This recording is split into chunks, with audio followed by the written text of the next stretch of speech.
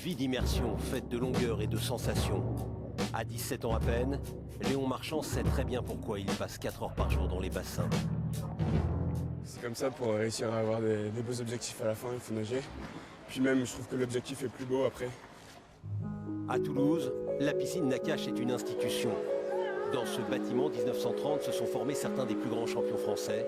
Pour Léon, c'est là que tout a commencé. Sur ces images, il a tout juste 9 ans quand il y dispute et remporte sa première course. Forcément symbolique. Aujourd'hui, le hall de ce temple aquatique est dédié aux légendes des dauphins du Tohek. Le jeune nageur connaît leur histoire. Alfred Nakache, qui a survécu au camp de concentration. Ou encore Jean Boiteux, dont tout le monde connaît l'image de son père qui plonge dans la piscine à la fin de son titre olympique. Sans oublier un vice-champion du monde dont il est très proche. Xavier Marchand, que je connais pas mal. Un champion sympathique et nonchalant. Mais surtout un papa dont il a battu cet été les records sur 4 nages.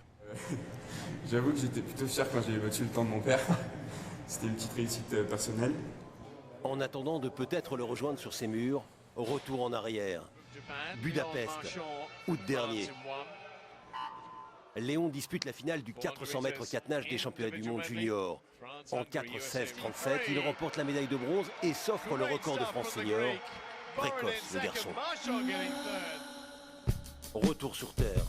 Le lycée Bellerive a des faux airs de campus américain. Entre 2 entraînements, Léon Marchand est un élève brillant en terminale scientifique. Ça va quoi? J'ai eu 17,5. Je suis choqué, j'avais même pas appris. Son quotidien, malgré la fatigue, passer des petits carreaux de la piscine aux petits carreaux des cahiers scolaires. Faut pas lâcher les cours parce que si par exemple suffit que je me blesse en natation, et il faut une porte de secours quoi, donc voilà. Donc il y en a un qui va passer là.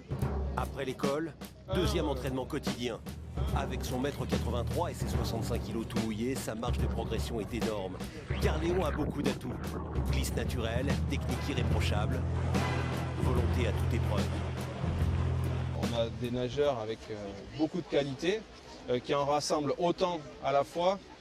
C'est quand même assez rare. À partir du moment où il a décidé qu'il s'est mis un objectif en tête, il a une capacité de travail impressionnante. À Glasgow, il va plonger pour la première fois dans le grand bain avec pour objectif les JO de Tokyo et surtout ceux de Paris en 2024. Chez les marchands, on ne vend pas du rêve, on les réalise.